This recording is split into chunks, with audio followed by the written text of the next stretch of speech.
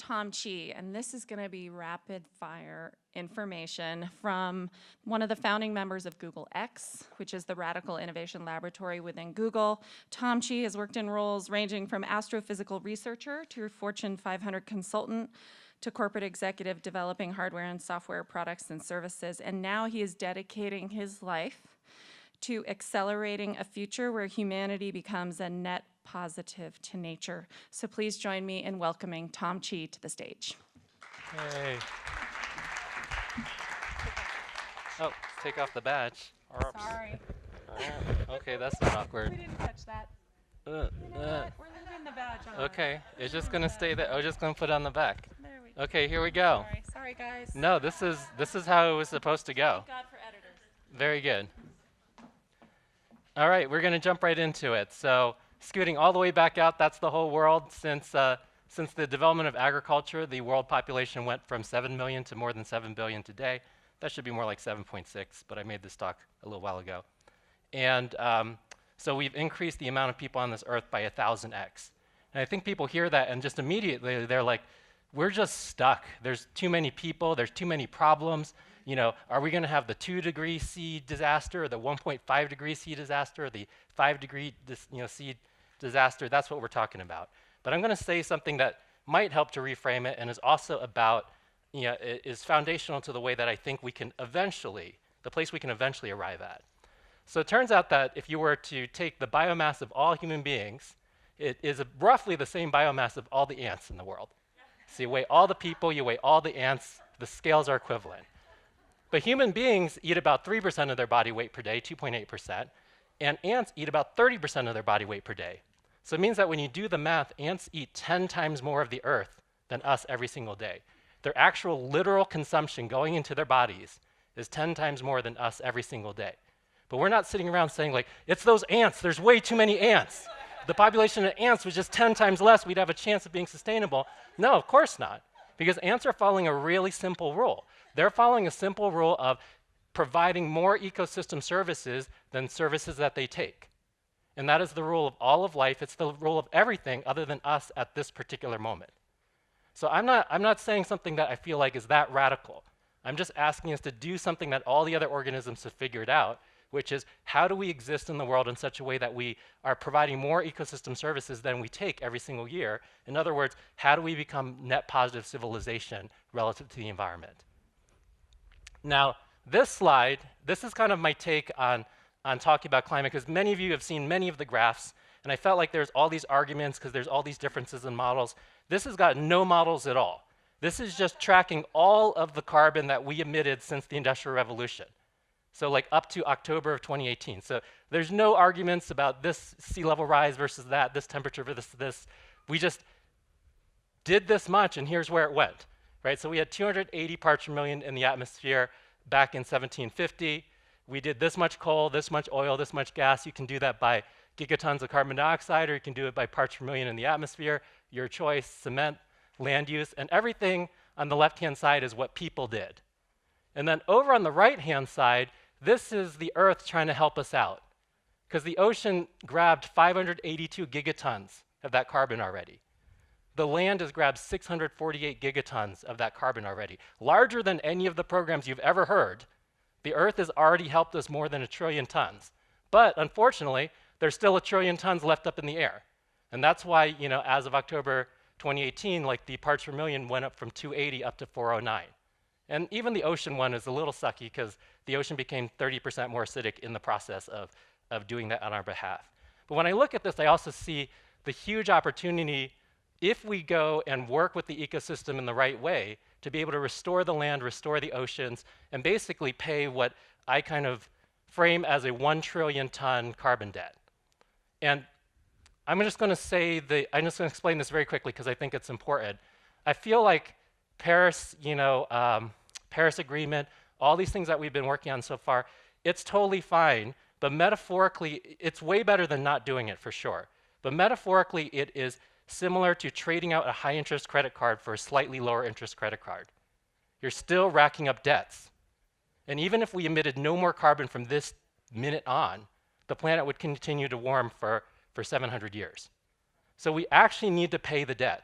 And the debt right now is 1 trillion tons. Hopefully by the time we're done with the carbon economy, at least the way that it is, we'll only have to pay off 2 trillion.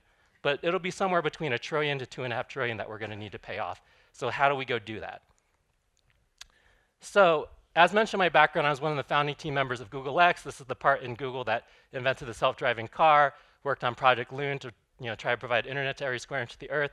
This is a geothermal thing, new approach to artificial intelligence, contact lens that measures different health attributes, including your glucose levels. This delivers matter anywhere in the world. This lets you see digital information as you walk around the world. So like, I'm pretty used to inventing really hard things and getting really difficult things to work. And we had this idea, that we didn't just want to make inventions, we wanted to make invention catalysts. Things that their presence in the world would not just improve the market for cars, for example, right? Because when you go and add a self-driving car to the world, it's not like, oh, well, we'll just sell 20% more cars, they'll just be self-driving. No, it turns out that as soon as you have a self-driving car, you can completely change everything around transportation. Because cars right now, the cars that human beings, that regular people own, like not the folks that are driving trucks and stuff, their utilization is only about 4 to 5%. So 95% of the time that you own a car, you're not driving it anywhere. Makes sense. But that actually means that we've bought way too many cars. That if we could move the utilization of cars from 4 or 5% to 40%, we could have 10 times fewer cars. So imagine taking 90% of the cars off the road. What does that do in terms of how you design a city? What is that? And we used to joke in the group that we were going to go around to all the cities, to all the signs that say parking lot, and erase the trailing letters so it just says park, right? Because we should reclaim those lands for recreation, for growing food, for community spaces. And yeah, you won't be able to take it down by 90%, but you could easily take it down by 70 to 80% and have equivalent or better transportation utility. And this is the idea of what an invention catalyst is. Now, you have this idea, and I think these ideas are reasonably world-changing, but this is not the only sort of changes in the world that needed to happen. So I was like, what does it look like to go take invention catalysts to the world of trying to go restore the ecosystem? So one of the companies that I'm working with that does this is called Biocarbon Engineering. We're aiming for the goal of being able to go plant 20 billion trees per year. We've already planted 10 million. We're almost profitable, so all this stuff is good. This is us out in the field. This is the CEO, Susan, working with one of the plant scientists on new mycelial mixes to put into our seed pods to give them the best chances of coming up. Those are some mangroves that we planted in Myanmar that are already 20 inches tall. And we've planted on 4 different continents. And why is it interesting to be able to go plant trees faster? Oh yes, and each one of the drones can plant 120 trees per minute at 1/10 of the current cost that it costs to plant a tree. Well, why is it important to be able to go and plant trees faster? Well, a tree at maturity weighs between 2 to 20 tons, and they're about 48% carbon by mass, depending on how much lignin versus cellulose is in the tree. But that's a pretty good average across most trees.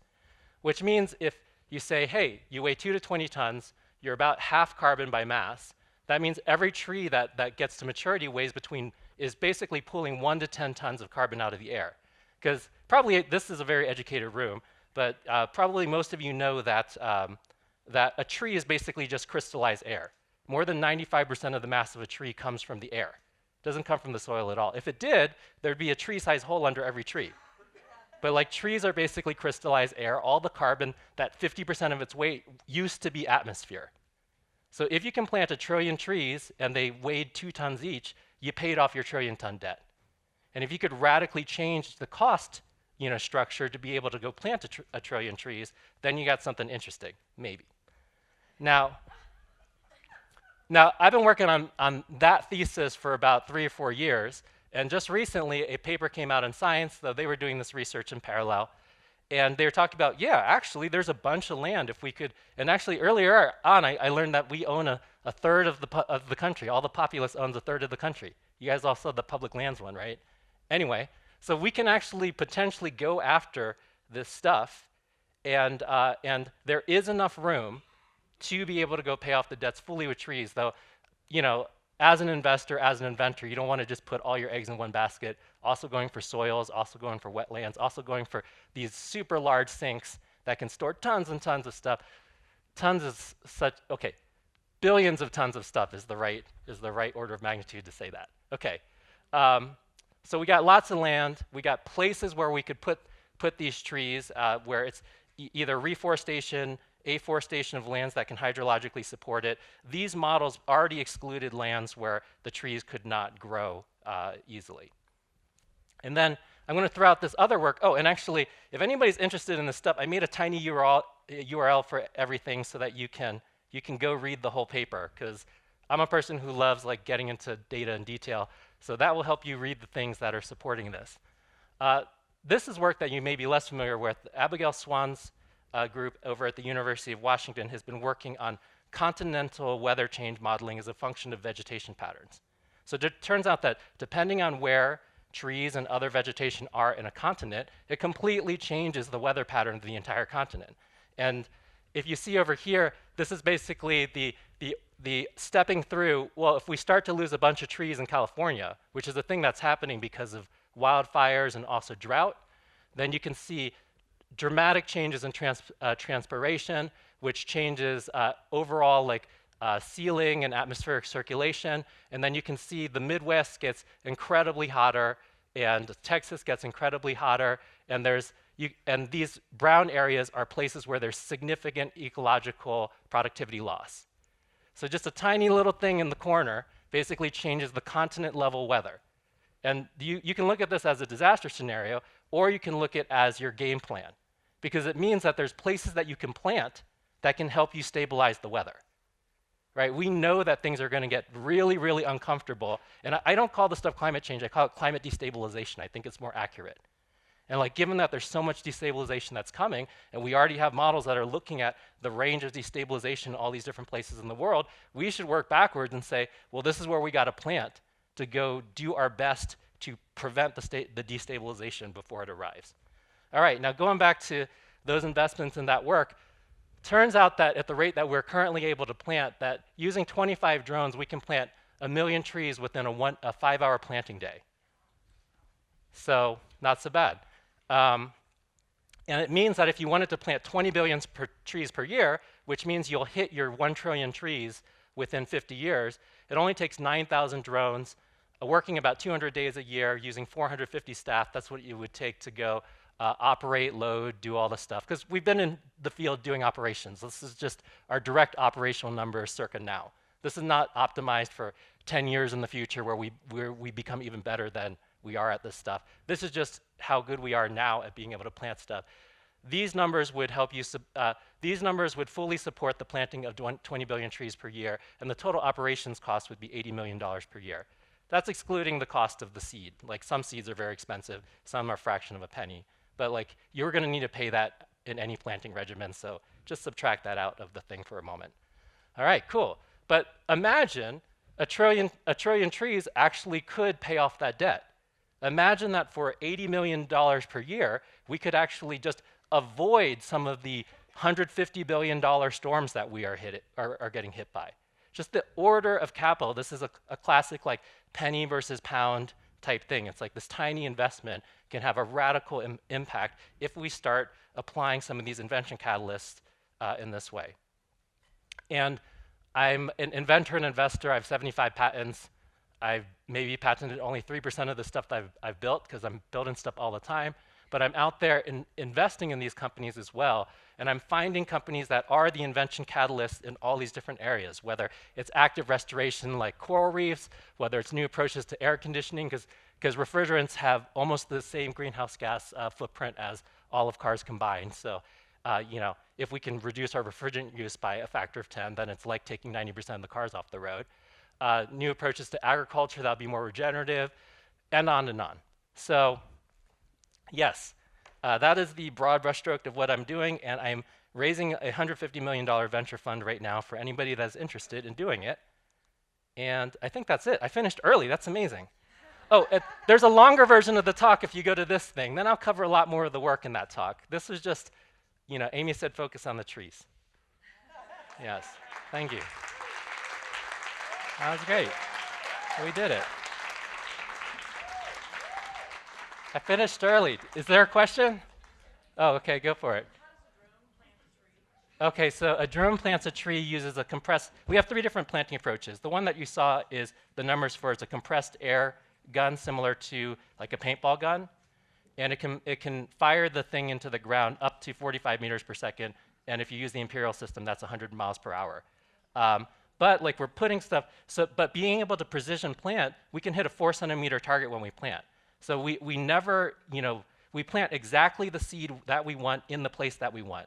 So it's not a monoculture approach. Every single time we're restoring an ecosystem, we work with ecologists in order to do a full ecosystem restoration as a function of what they would suggest as the best order of ecological succession.